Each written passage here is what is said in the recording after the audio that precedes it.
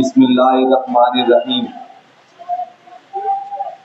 आज की मीटिंग के सदर साहब राउत शेख चमड़ावाला, स्टेज पर तशरीफ फरमा,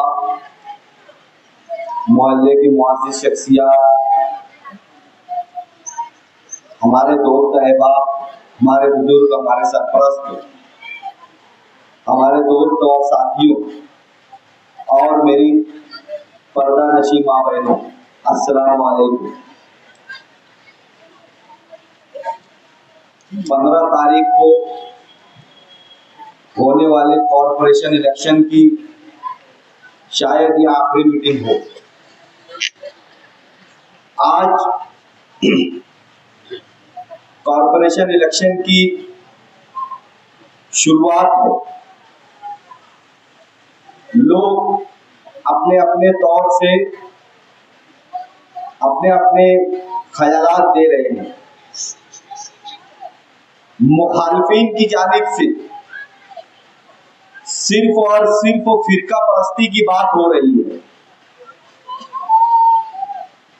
मुखालिफिन बुनियादी सहूलियात के ऊपर कोई बात नहीं कर रहे हैं।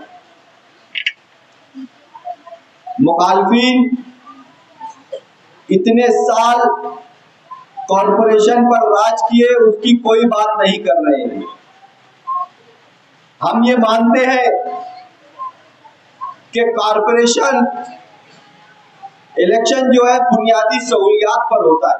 बुनियादी सहूलियात कॉरपोरेशन में होती है, लेकिन मुखालिफिन की जानिब से सिर्फ और सिर्फ फिरका परस्ती की बात की जा रही है। और दूसरी बात यह की जा रही है कि हमने क्या किया। हमारा मकसद नहीं था कि हमने क्या किया वो बताना, लेकिन बार बार ये बोलने की वजह से हमारे कुछ साथियों ने कहा कि आपको बताना चाहिए कि आप लोगों ने क्या काम किया। मैं शॉर्ट में आप लोगों को बताता चलूं कि माजी सेठ चमड़ावाला जब हमारे पैनल में चुन कर आए तो सबसे पहले उन्होंने टीएम हाई स्कूल का वॉल कंपाउंड किया, जहां के जिम्मेदार ये खुद हैं। माजी सेठ चमड़ावाला साहब ने सलाम चाचा रोड सबसे पहले हॉटविक से पूरी रोड बनवाई। आजू बाजू के नाले का काम उन्होंने किया। इकबाल डाबी की जो उनके घर की रोड है, सीमेंट रोड, कंक्रीट रोड, उन्होंने किया। सलाम चाचा जी खाने के आजू बाजू का रोड, हॉट मिक्स का काम, सीमेंट रोड का काम उन्होंने किया। इसी तरह से मैंने जो काम किए, अब्दुल कादिर जिलानी हॉल हमने बनवाया। ऐसे ना जाने कितने रोडों को काम किया जो गिनवाते गिनवाते बहुत सारे वक्त लग जाएंगे। जब हमें कॉरपोरेशन से फंड ना मिलने लगा तो हमने मुफ्ती इस्माइल साहब को प्रस्ताव दिया। हमारे साथी जो वार्ड के थे, जो पार्टी के मांगने वाले थे, उन्होंने दिया, हमने दिया मिलकर। सलाम चाचा रोड आज जो सीमेंट कंक्रीट हुई है वो हमने करवाई। आज जो रोड का काम चालू है, हजार खोली का रोड हमने बनवाया। कब्रिस्तान का जनाजा हॉल हमने बनवाया। और जिसकी पीसी चोरी हो गई थी, जिस चोर ने ढिंढोरा पीटा था कि हमारी पीसी आमदार ने चोरी करवा ली, आज मुझे समझ में ये नहीं आता कि उसने उसी चोरी के नाम पर ये रोड का काम रुकवाया था। शिकारी चौक का उसने आज रोड खोद कर काम चालू करवाया। एक ही बार हमने कहा कि वो रोड किस तरह से बनेगी, रोड का काम चालू हो गया। आप देखो वो रोड का काम चालू हो गया। कैसे चालू किया इन्होंने? इनकी जो पीसी चोरी हो गई थी, क्यों चालू किया इन्होंने रोड का काम? मैं आपको बहुत सफाई से ये बताता चलूं कि मुखालिफिन कोई आपकी हमदर्दी के लिए नहीं आ रहे। मुखालफिन इन्हें सिर्फ और सिर्फ ठेकेदारी करना है। इनको 2 मर्तबा से आमदारगी के इलेक्शन से हार हुई, हर तरीके से इनकी रोजी रोजगार बंद है, इनकी चोरी चमारी बंद है।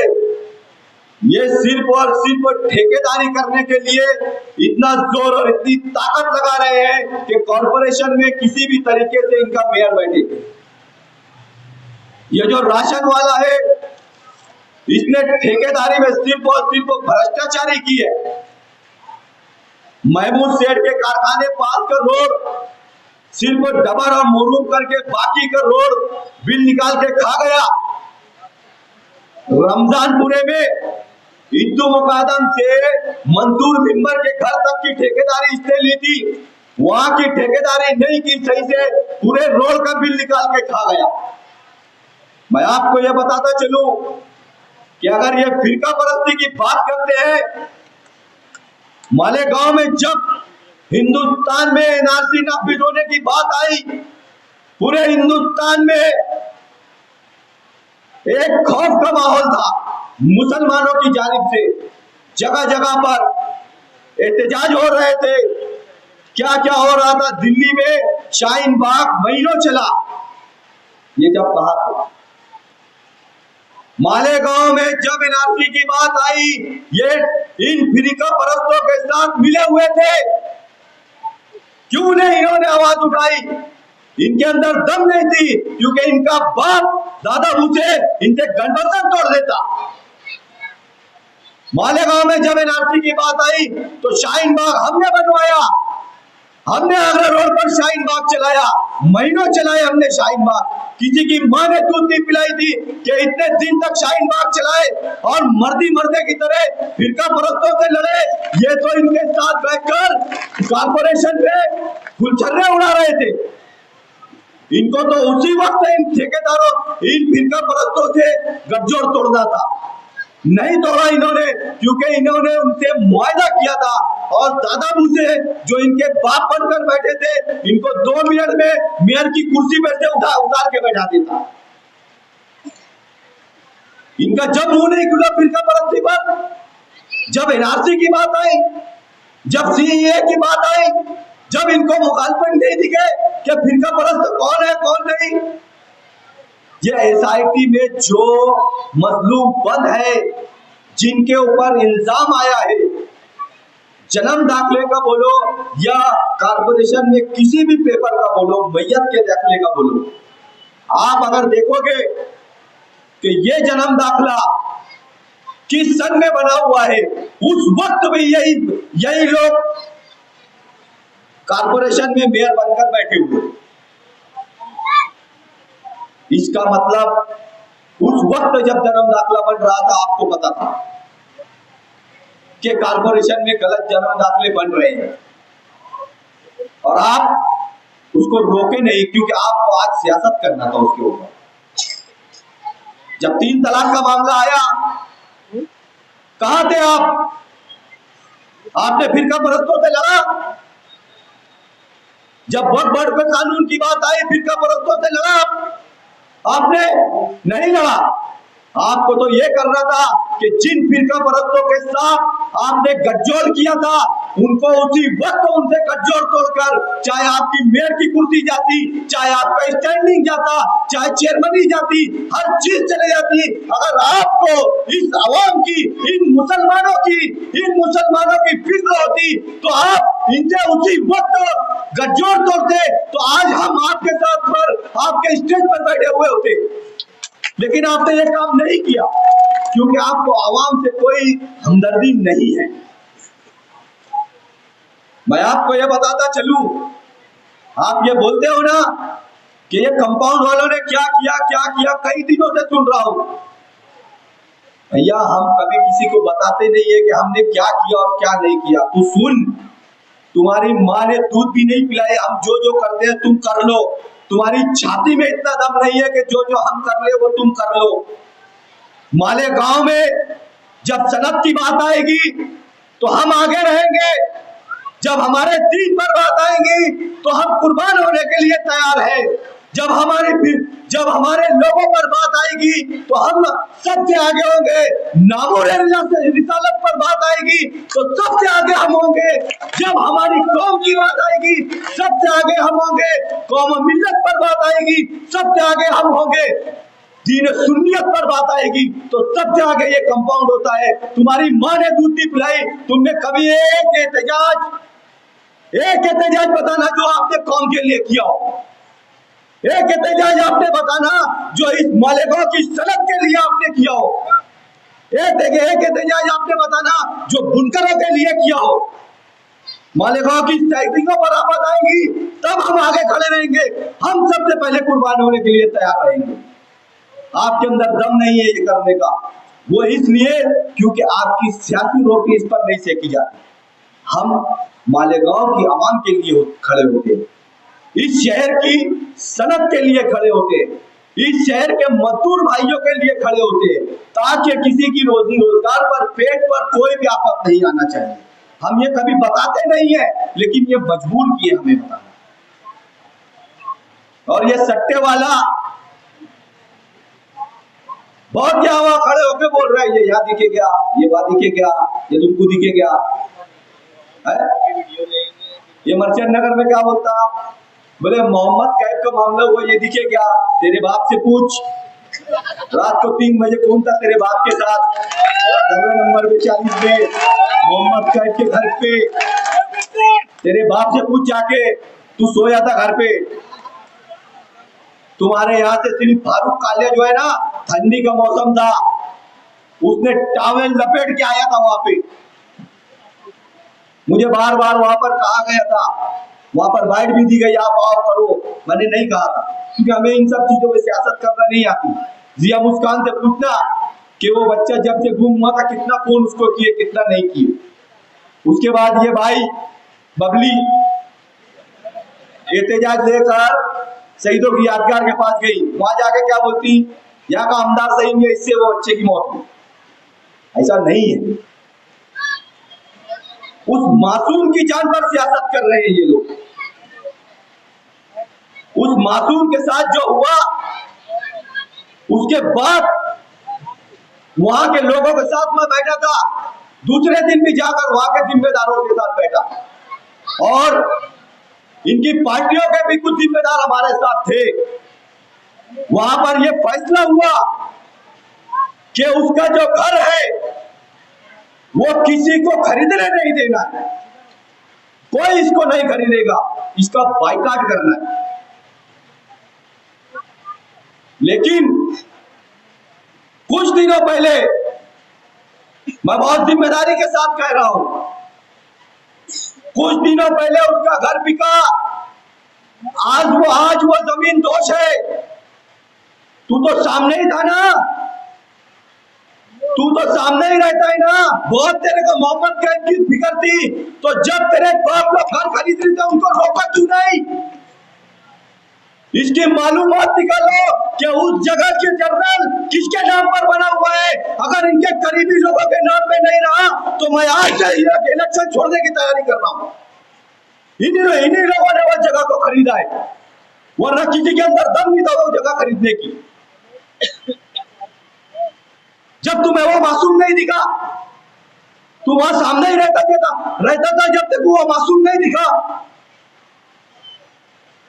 उस मासूम के साथ नाइंसाफी हुई। वो घर नहीं बिकना चाहिए था, इसकी मालूमात लीजिए।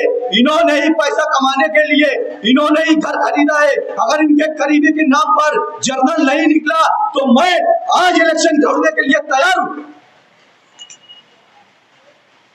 इनको कोई फिक्र नहीं है। मुझे बताइए, अगर वो मासूम की जान की इनको परवाह नहीं है तो ये आपकी परवाह कहां से करेंगे, या आपके हमदर्द कहां से बनेंगे?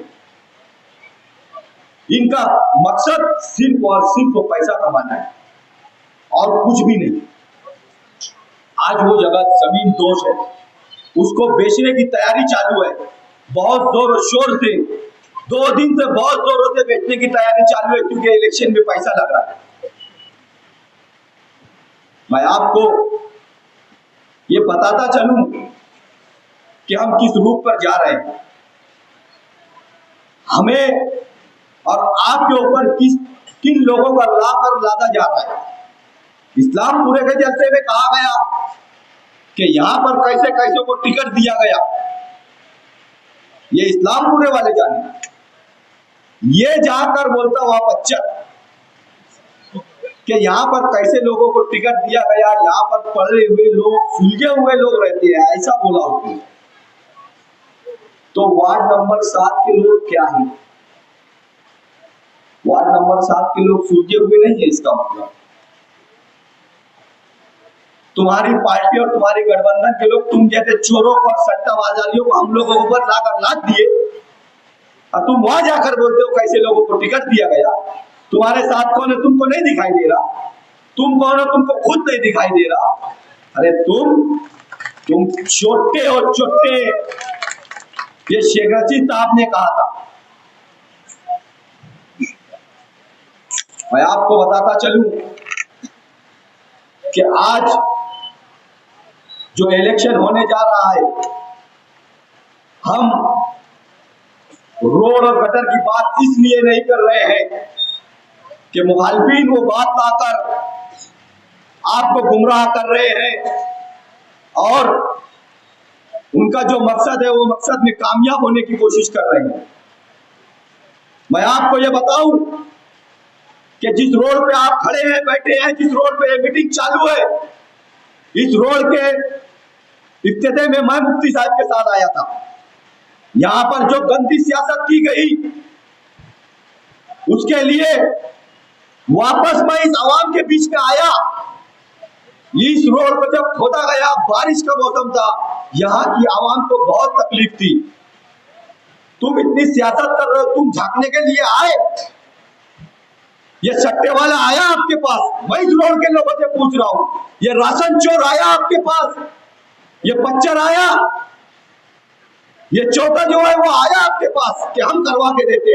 कोई नहीं आया। मैं आया, मैं आपके साथ पुलिस स्टेशन गया और धारने के साथ हमने दादागिरी की और इस रोड के ऊपर डब्बर और पत्थर गिरवाकर इस आवाम को थोड़ी बहुत सहूलत करवाई।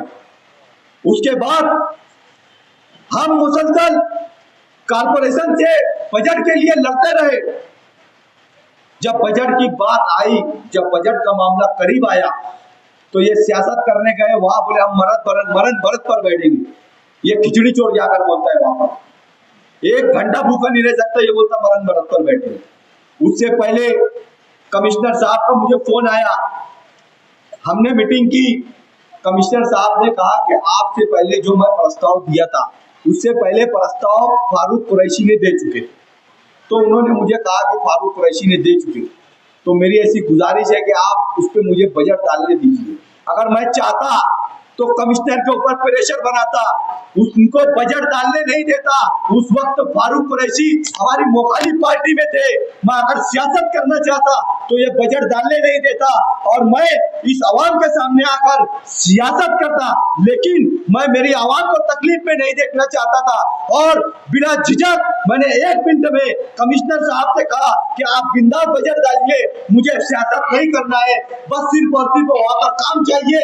और मुझे फारूक कुरैशी के सामने बैठाया, हम दोनों सामने बैठे हुए थे, हम एक दूसरे की मुखालिफ पार्टी के थे। उसके बाद भी उन्होंने कहा कि मैं भी कोई सियासत नहीं करूंगा, सिर्फ रोड बनाऊंगा, आप भी कोई सियासत नहीं करना। अल्हम्दुलिल्लाह इस रोड का बजट डाल दिया गया है। इलेक्शन के फौरन बाद ये रोड का काम चालू कर दिया जाएगा। और मैं मुखालिफिन को ये बात कहना चाहता हूं कि आपके पास अगर पेपर है, दम है तो लाकर दिखाना। शाहबान नगर चौड़ी रोड का 2 दिन का टाइम दिए थे, एक पेपर का जिरोक्स अभी तक आया नहीं है। आप लोग सोच लो ये कितने बड़े झूठे हैं। मैं आज भी बोल रहा हूं, अगर कल तुमने पेपर ला के बता दिया तो कल 6 बजे आपको मैं हिमायत दे दूंगा। ये झूठे हैं, झूठे, इनकी झूठी बातों में मत आओ। ये आपको सिर्फ बहला फुसला कर आपको आपकी वोट लेने के लिए आ रहे हैं। मैं आपको ये बहुत ही जिम्मेदारी से बात कह रहा हूं, जो लोग इनका साथ दे रहे हैं, जो इनको वोट देने की कोशिश कर रहे हैं, मेरी बात बहुत गौर से सुनिए। ये जब जीत कराने के बाद इन गलियों में सट्टाबाजारी करेंगे, आप इन्हें रोक नहीं पाएंगे।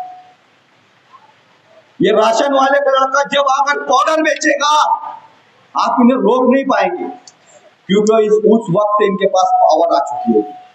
मेरी बात को बहुत गौर से सुनिए। मैं मेरी मां बहनों से कहना चाहता हूं, क्या आप अपने बच्चों को नशे के आदी बनाना चाहते हैं? क्या आप अपने बच्चों को सट्टाबाजारी में झोंकना चाहते हैं?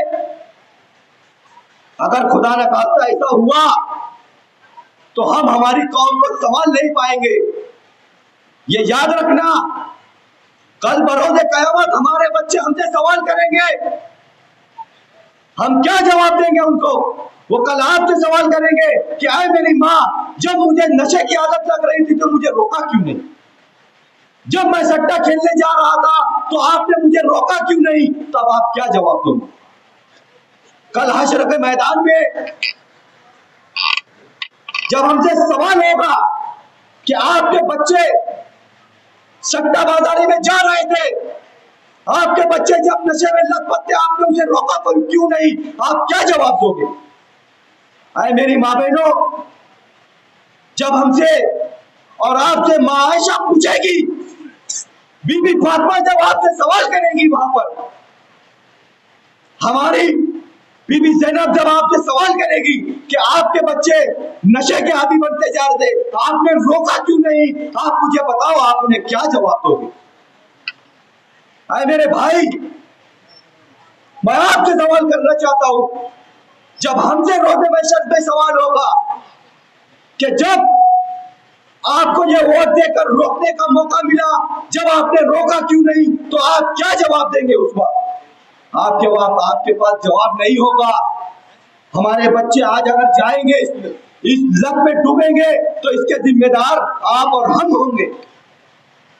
मैं आपसे बहुत जिम्मेदारी के साथ कह रहा हूं कि इनको वोट देने वाले, इनकी वर्करी करने वाले, ये सब लोग इनके जिम्मेदार होंगे।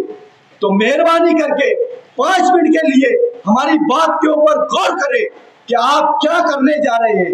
वोट देने से पहले हम सोचें आप कि आप किसको वोट देने जा रहे हैं। उसको वोट देने के बाद आप इस वार्ड को किसके अंदर झोंकने के लिए जा रहे हैं, उसके बाद वोट दीजिए। हम आपको बहुत जिम्मेदारी से कह रहे हैं कि हम चुन कर आने के बाद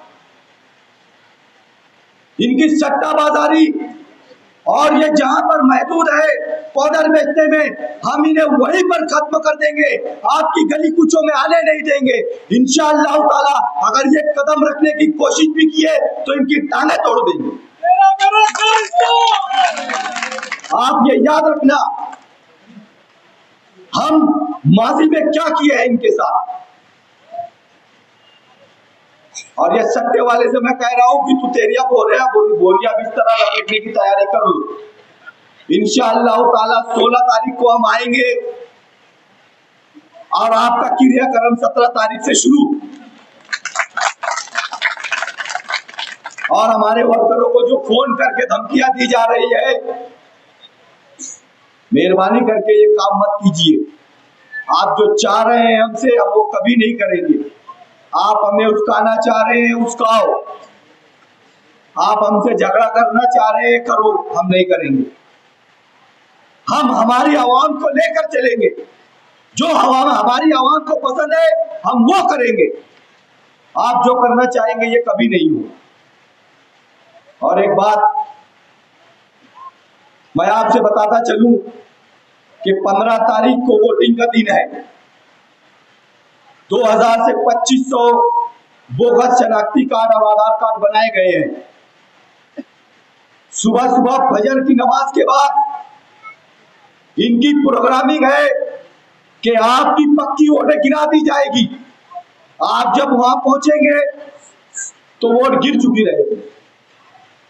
मेरी आपसे गुजारिश है कि हम भी पूरी प्रोग्रामिंग से हम इनको ये बता दें कि आप गलत फहमी में ना रहे कि हम आपका फूल से इस्तेकबाल करेंगे। वहां हम आपको चप्पल छोड़ के भागने पे मजबूर कर देंगे। मेहरबानी करना, जो माए बहनें बोगस वोट डालने आने वाली है ना आए, बहुत सख्त कार्रवाई की जाएगी आपके ऊपर। बाद में ये मत कहना कि हमारी कौम की मां बहनों के साथ ऐसा किया गया। मैं आपसे बता दे रहा हूं कि ये गलती ना करना वहां बोगस वोट डालने की। उससे पहले हमें एहतियात रहना है। वक्त खत्म हो रहा है, बोलना बहुत कुछ है।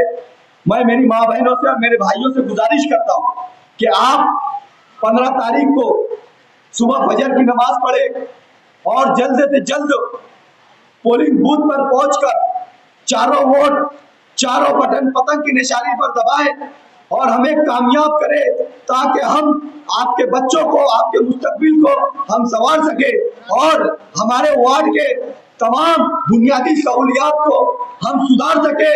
एक नारे के साथ हम यहाँ से गुजरते हैं कि तेरा मेरा रिश्ता क्या,